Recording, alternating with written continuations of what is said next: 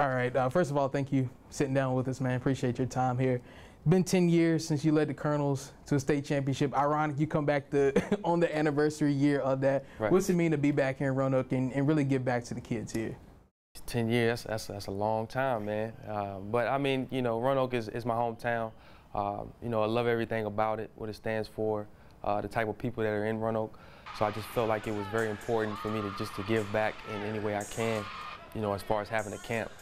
I think it was also very important for me, since it's like my 4th or 5th year in the league, just to show the kids that, hey, look, I'm from Roanoke, Virginia. We're from the same place. You can be anything you want to be. You got to continue to dream big.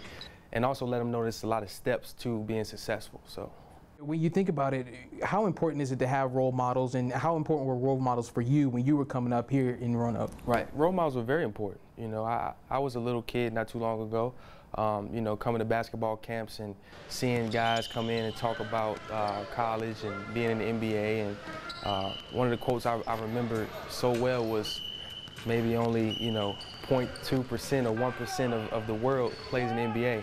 And, you know, that's kind of shooting the kids' dreams down, and I'm not standing for that. Just because, you know, I went undrafted in the NBA, and I want to show kids that you can be anything you want to be in this world. You got to continue to believe and dream big. Don't never let anybody tell you you can't be anything in this world. So, when you think about your time on the court, you were here at Fleming back in, you know, '09 or so, committing to play for Shaka Smart at VCU. Then, did you think you would be the person you are here today, sitting with us? Obviously, we all have a dream. You know, we all have a dream. We all dream of playing and making millions, or whatever it is you have a dream of. We have a dream. So I obviously thought about that when I was in college. But, you know, you really didn't think it would come true, you know. But over the course of those 4 years, you know, I've learned so much. I've grown as a man, as a person, as a basketball player. And I thank Shaka and VCU for that as well. But, you know, my sophomore year in college, I never thought about it. I mean, I thought about it, but I never thought it would come true, you know.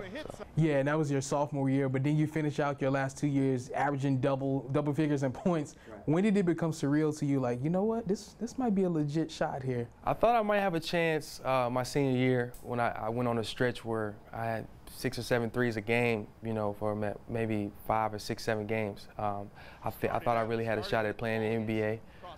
You know, Coach Smart had sat me down and said, hey, you know, you really might have a shot. You do something so well that NBA teams need.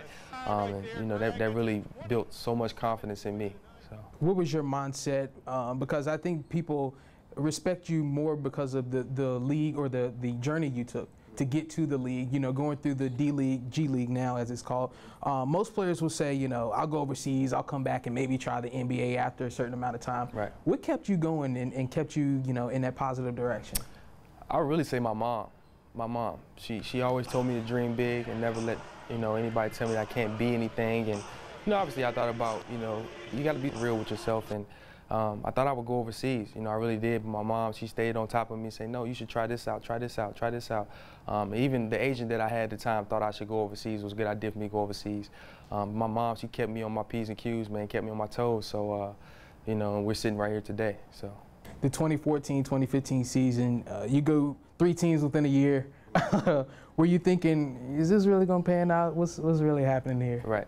To be honest, I never thought about that. I was just very appreciative of just being in the NBA because it's you know, it's at 1%. I'm part of that 1%, and I never, not one time, thought about that. I just really enjoyed every moment, every single day, every hour of being, you know, around your LeBron James, your Vince Carters, your Mike Conleys, Kemba Walkers. You know, I really enjoyed that, so I never thought about, you know, that. And then you fast forward to summer 2016, you signed your first big contract, I should say. Right. How did that feel, and who's the first person that you call there? It goes back to believing. It goes back to believing. I believed in myself from day one, and it carried over. So I was really excited about that. And then, you know, when I found out I was actually on a golf course, my agent called me and said, hey, we have a deal on the table, blah, blah, blah. I called my mom. She was the first person I called. She got so excited. She even started crying. You know what I mean? Like I got drafted or something like that. So it was a very great moment. You've had a lot of big moments in your career just in the short time you've been in the NBA, from the playoff three-point shot against Portland, the three-pointers down in Charlotte, you know, getting a win there. Is there one moment that really stands out in your mind thus far? It's so many moments, to be honest with you. I think one of the good moments when I was in Charlotte was when we were practicing, and Michael Jordan walked in. You know, growing up, you know, that was my guy, Michael Jordan. Obviously, I didn't get to see him play as much as I wanted because I was a youngster, but I mean, he's arguably the best player in the world to ever play the game. But when he walked in the gym, it was just that moment. I was like, wow, you know. So, how would you summarize your career so far, and just if you had to say it in 2 sentences or less to inspire kids here in Roanoke? I could say it in one word: believe. Believe in yourself. Believe what you're trying to do. You can accomplish anything in this world. You know, the first step to all of that is just believing in yourself. You got a huge supporting cast here in Roanoke here, and in the William Fleming community. Really, they honored you last year when you came back and they retired your jersey. What's that mean to you to know that the people that were there for you back in the early 2000s and so are still here supporting you on your journey? It means a lot. It means a lot. Like I said, I love everything about Roanoke. I love the people that are in it. And William Fleming helped me get to where I'm at today. So I was just very thankful for them retiring my jersey. And it was a great moment when that happened.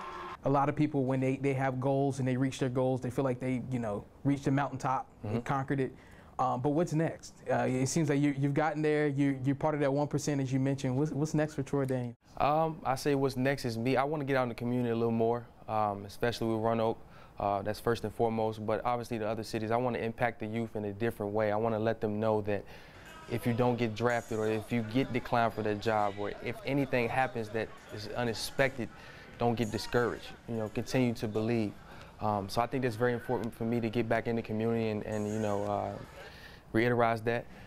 So, I think that's what's next for me. Obviously, I'll be playing basketball as well because I play for a living. But, I think that's very important to me as well. Has it been nice to be able to play for teams that are, not too far away from here in Roanoke? Obviously, Houston and Minnesota were quite far, but now Memphis and then Charlotte, kind of almost in our backyard. Does that really help as far as family being able to see you on the road and play your games? No question. Family is very important. Something I stand by. It means the world to me.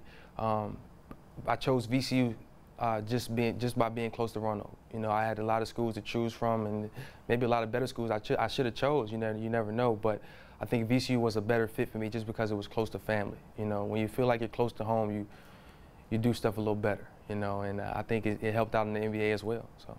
Coach Hardy, Coach Ashford, to see them, same faces back here when you walk through the doors, how did that make you feel knowing that, they were some of the first ones?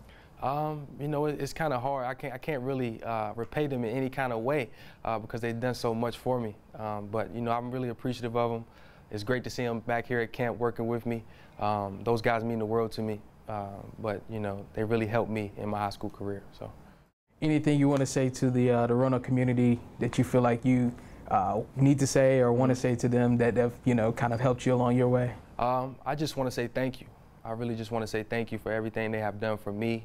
Even if they don't think they have done anything, just me being from Roanoke has helped a lot.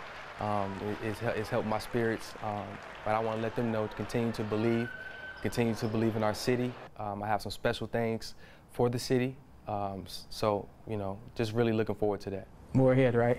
Oh, yeah. That's perfect. I appreciate it, man. Yeah, man. Thanks. Best of luck to you, man. Thanks for having me. Absolutely.